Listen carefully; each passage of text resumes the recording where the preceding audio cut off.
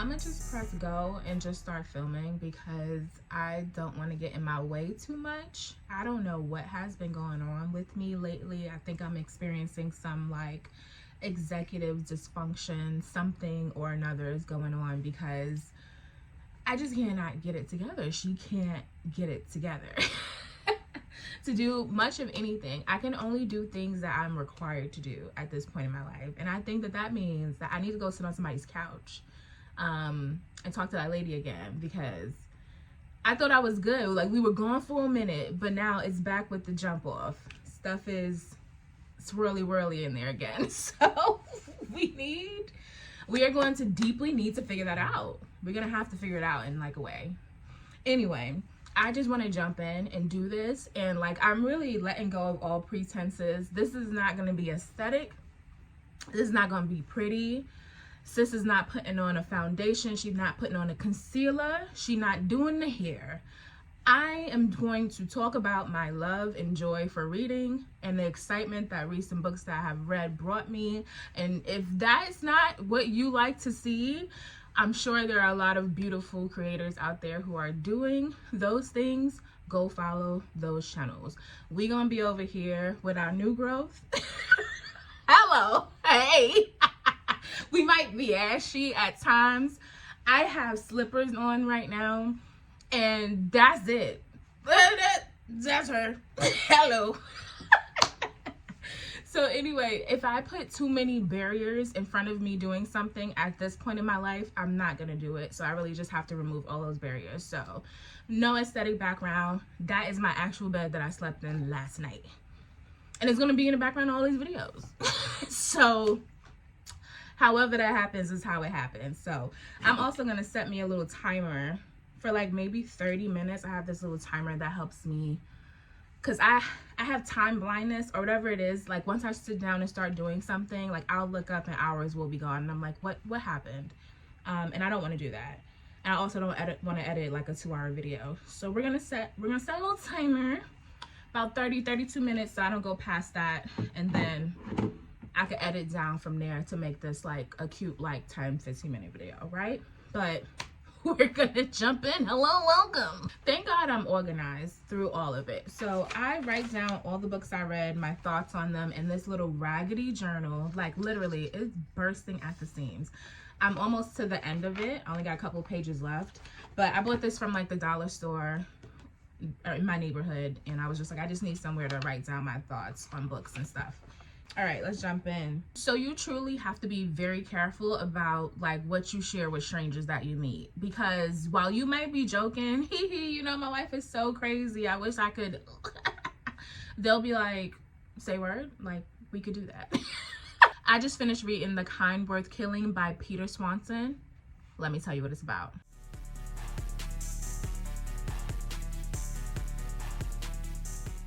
So Ted is flying back home from a work trip, and he goes into the airport lounge bar to have a couple of drinks because their flights are delayed just a little bit. While he's sitting there, this girl sits next to him, and he can't help but realize that she's a little attractive, this and that. And so he starts chatting her up, and they start talking about things. For whatever reason, their conversation gets very deep very quickly, and Ted ends up explaining to her that, you know, he's kind of on the rocks with his wife, and she's possibly done some things that he, you know, can't forgive, and he really just wants like the pain to go away, the aggravation, all of it to go away. He really wishes that he could kill her. He ha ha is what he makes a joke of. Lily's not joking. Sweets does not have a joking bone in her body. She's like, well, stop dreaming about it. Like, we actually could really make it happen. And so while he's like, what? Like, are you crazy? You can't for real just kill my wife. She's like, well, we could. Like, no one knows that you know me. There's no way that we know each other. I believe that justice should be served. You shouldn't have to go through this or deal with this, so I can get rid of your problem for you. And so they're like, you know what? We can make a plan to meet each other at this place in the future, a couple weeks from now. If you show up and I show up, then we both know that we're going to move forward with this plan. And if not, we'll let it go. No harm, no foul. That's all I'm going to give you, because after that, it really becomes just pure insanity. There's no other way to explain how this unfolds but pure, absolute insanity. I loved the writing in this book. I love the pacing. The character development was really great. And it's one of those books where you cannot predict what is going to happen. So we're getting the books from Ted's point of view. And we're also getting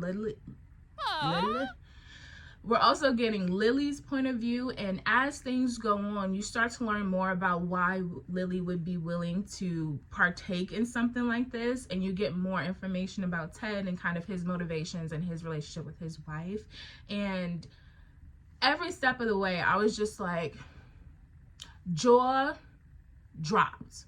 Constantly. Every time they reveal something about Lily, every time they reveal something about Ted, I'm like, this is absolutely insane.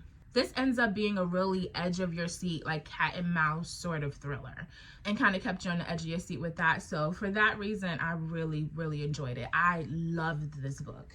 I gave it 5 stars all the way around. 5 stars. 5 stars.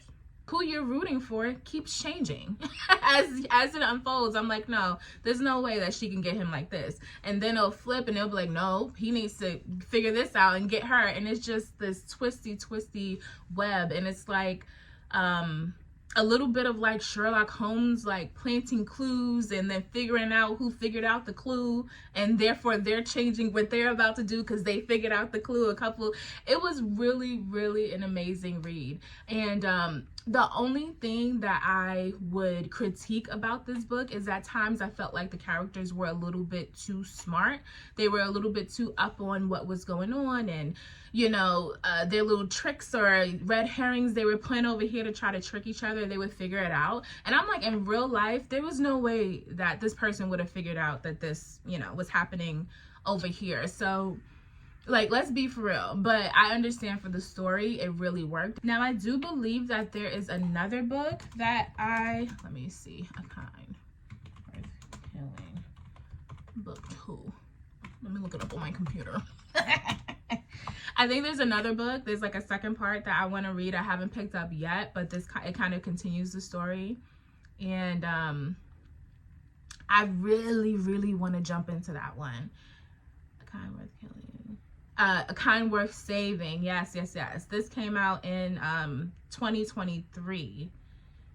And I think it's somehow related to this story as well. So I want to read it. Brings me to my next point. This book is it's an older book. It came out in 2015, y'all. 10 years ago, this book came out. So I don't know. I don't think I was really deep in my thriller bag then. So that's why I missed it. But I'm so glad that it, you know, came up in my Kindle Unlimited and I was able to read it and jump into it because it's so freaking good. So good. Highly recommend. Go read it. But what do I know? I want to know what everybody else had to say about this book. So we are going to jump into some reviews. I'm going back into the Goodreads. I want to see some 5-star reviews, people who agree with me. And I want to see some like 1- and 2-star reviews, and you can make your own decision from there. Okay, let's go. Okay, so let's jump into some reviews of The Kind Worth Killing, a novel by Peter Swanson. Again, it was a 5-star read for me, a thriller about 2 people who randomly meet at an airport and decide that one of them is going to help the other kill their spouse. Loved it, but I'm nervous because now I'm on Goodreads and I'm seeing that it got like 3.9 reviews. So I'm like, whatever do you mean? Whatever do you mean? So I'm going to start off with the people who agreed with me and who gave it around like a 5-star review, and we'll be able to take it from there. So let's just scroll. Let's just do a gingerly scroll. All right, so right off the bat, this first 5-star review said, holy effing shit. Yep. Now this is a damn great book. Everything I hoped both Gone Girl and The Girl in the Train would be, but weren't. Okay, agreed. Well, no, I disagree because I actually loved The Gone Girl and The Girl in the Train. I stand those books. I don't care what people say about them now. They were my favorites. But yes, amazing book. Definitely in that same vein. So, agreed. Let me find another 5-star. If your review has like 5-6 paragraphs, you're cooked. I'm not doing this. All right, this one says, The Kind Worth Killing by Peter Swanson is a psychological thriller that will have you guessing until the end. Just who are the kind worth killing? If you haven't read this book, I recommend skipping my review and the blurb. Okay. Okay. Of course, I went into this blind and had no clue what I was getting into, which is what I recommend to others. Everything you think you have figured out, you haven't. That's what I just said. That's why I stopped my previous review very short and didn't give too much, because we don't want to give too much. You want to go into it just a little blind, because you're going to be like, I'm so confounded. I'm so confused about what's actually happening. Okay, there are some major twists and turns which kept my interest from the beginning to the end. The story fully grasped me and didn't let me go. The absolute only issue I had was the ending, which I both loved and hated. I think I can understand what she's talking about, but give me more. This is one of the best psychological thrillers I have read. Agreed, agreed, agreed. All right. Now I'm scratching my forehead because we finna go into the 1-star reviews and see why people did. I'm surprised that it has any 1-star reviews, but I mean, I should stop being surprised at this point. All right, this 2-star reviewer said, I know the reader is meant to find this book super suspenseful and be amazed by all the twists and turns, but I mostly found it tedious. It was disappointing, really, because I think the author had a great concept here. I just didn't like the execution of it. The story dragged in many places, and the constant retelling of events from different character points of views felt clumsy and poorly executed. Maybe the real problem was just that there's no one in the story to root for. All the characters are appalling people, and I ultimately didn't care too much what happened to any of them. Valid. I had a deep dislike for all of the characters, but that doesn't bother me in books. It never bothers me. I know it does bother some people. So if it does bother you that you don't have like a golden protagonist to kind of root for, you're not gonna like this book. I like that. Make all the characters batshit crazy, make all of them flawed, make all of them insane, and I'm gonna be in the book. My face is gonna become a part of the book because I love that. So that's valid for you to take into consideration if you decide to read this book. I'm gonna do a 1-star just for 1 second. Just for 1 second. Oh, we're already finding weird stuff. Okay, I'm gonna go through a couple of these. I'm gonna do these 3 that are right here very quickly. 1-star reviewer said, what I've learned, never get married. Your spouse will definitely kill you or try to kill you. Straight men imagine themselves having sex with every woman they meet. Don't trust anyone, and don't write weird poetry if you're a police officer.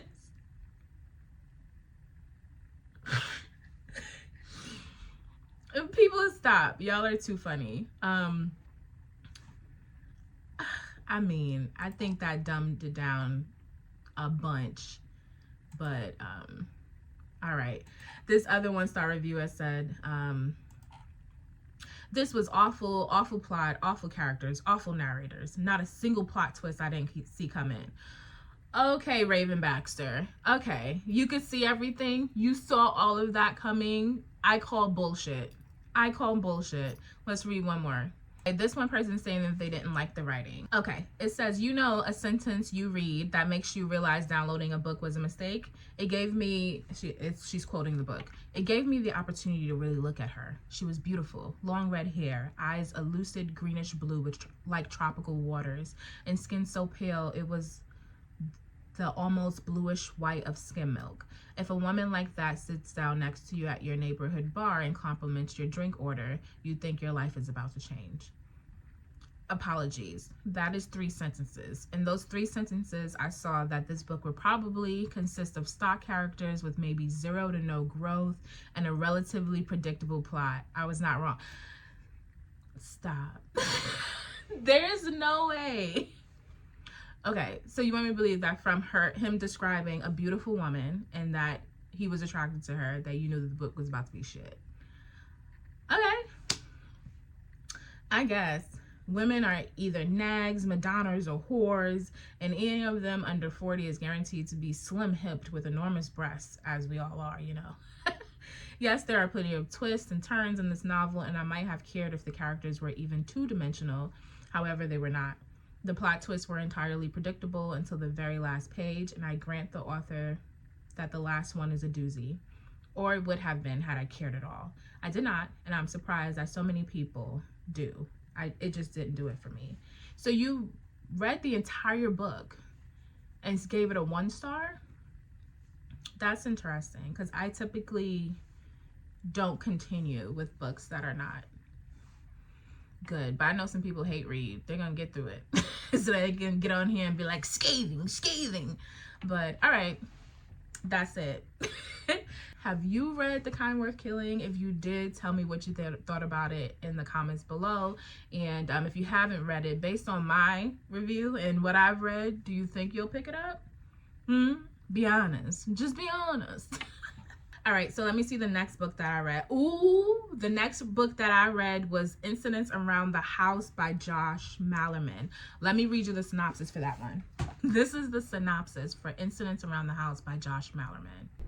To 8-year-old Bella, her family is her world. There's Mommy, Daddo, and Grandma Ruth. But there is also Other Mommy, a malevolent entity who asks her every day, "Can I go inside your heart?" When horrifying incidents around the house signal that Other Mommy is growing tired of asking Bella the same question over and over, Bella understands that unless she says yes, soon her family must pay. Other Mommy is getting restless, stronger, bolder.